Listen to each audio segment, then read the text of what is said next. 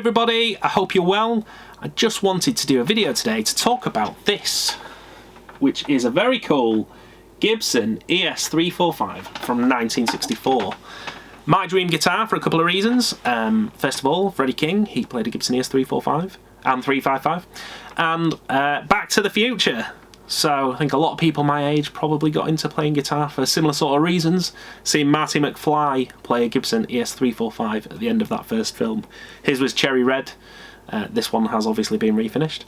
A little bit of movie trivia for you here. That film is set in 1955 and the Gibson ES-345 didn't come out until 1959. So yeah, take that information and do what you will. Completely ruined the immersion of the film for me. I know it's about time travel, but come on guys. So, where have I got this guitar? So, this belongs to a good friend of mine called Johnny, who has lent me it. So sadly it's not mine, but he's lent me it for a couple of reasons. First of all, in his words, to get the vintage bug out of my system. I have some friends that have gone down the vintage route recently, and I think he's trying to save me a little bit of money maybe. But second of all, to document it, make some videos with it, and just share it with you guys. So Johnny, if you're watching this, thank you so much. What a wonderful opportunity to get to play and get to know a cool piece of Gibson history like this. Originally when he lent me it, I was supposed to only have it for a month or so. I think I'm about 3.5 months in. So very kind, thank you so much Johnny. So a little bit about the guitar. Johnny calls it the old lady. I refer to it as Burglar Burst because it looks like the front cover of Freddie King's album, Burglar. Very cool. A vintage collector would probably call this player's grade, and that's not to detract from the guitar. The guitar sounds amazing and plays amazing. However, it does have plenty of non-original bits. So I think when this guitar originally came out, it will have been vintage Sunburst, something like that. And then it was black at one stage and then drilled for left-handed. Yeah, it has got marks in the finish where you can see where it was flipped to left-handed in the 70s. And then it was flipped back to right-handed, those holes were filled, and it was refinished again in this, well, it's supposed to be like a 1930s kind of like dark burst thing. I love it. I don't know if it's a bit Marmite, I don't know if everybody is as keen as I am, but I think it just looks wicked. So yeah, on to other non-original parts. The tuners on the back, they're single ring Clusons and should be double ring. The inlays have been replaced with abalone, so I think originally they will have been plastic. I'm not sure if the pickups are original, so there's a fair few things going on there with non-original parts. But things like the tuners, for example, for a guitar that you play in, it doesn't really matter as long as it tunes them and it stays in tune. Like I say, a vintage collector, that might take some value off the guitar because they want it all original. But as far as an instrument, it's a fantastic instrument. Like I say, it plays amazing and it sounds amazing. So it's had a life all over the UK as this guitar, a gigging life. You'll find that with good guitars as well, is they get played. It's as simple as that. A little bit of trivia. Steve Phillips, I think it is, from the Notting Hillbillies, did a lot of the work on this. So, yeah, pretty cool. Now, I do have, like I say, my dream guitar, so I couldn't not have my own Gibson ES-345. However, this is a reissue. Still a very pricey guitar, don't get me wrong. But this is what the old lady, or the Burglar Burst, would have looked like when it rolled off the shop floor in 1964. So gold hardware, hopefully you can see that. Double ring Clusons on the back. Yeah, Veritone that's connected up. That's one of the big differences between these two. The Veritone has been disconnected from this. I think that's quite a common thing. On the original 345s and 355s. They were known for sucking the tone out of the guitar. So this is kind of wired like a 335 now. But mine still has the baritone in there. And I think with the modern baritone circuit, position 1 completely bypasses the baritone circuit anyway. So, yeah. But because of those differences, I mean, what I wanted to do, ideally, was do a direct comparison between the two. But they're completely different guitars, so there is very little value in doing that, unfortunately. For example, take a look at the saddles. We've got a real mismatch of saddles on here. There is one nylon one, and then we've got some, I assume, nickel ones. Where if you look at mine, they're all nylon ones. So, I think changing saddles on a guitar has a massive difference. In fact, Alex Hamilton did a video on his YouTube channel a while ago comparing nylon saddles to, I suppose, metal saddles. I think it changes the sound more than doing like a pickup change would. It is that significant. So it's pointless doing a direct comparison between the two because they are completely different guitars. However, I have done some recordings with this. So what I did is I mic'd up the 1973 Fender Bandmaster. There's a mic on the amp and then there's a room mic as well. And I've tried to capture some of the magic that's in this guitar so you can hear it. So what I'll do is I will play that and then I'll bring up some pictures as well so you can see the difference between the old lady and my modern reissue. So I hope you enjoy it.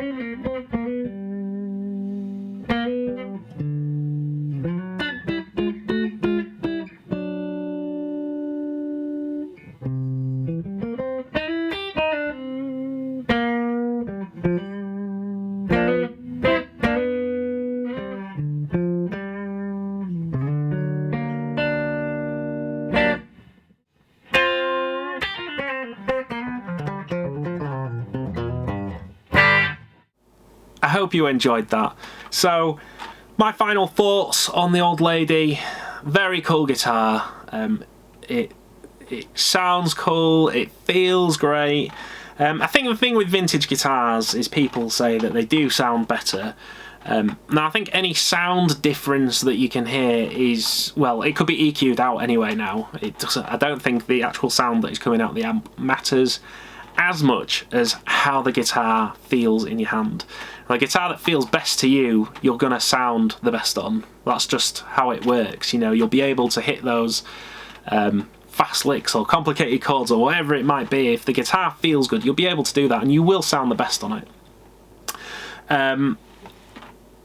It has some real, like, springy qualities around it when playing.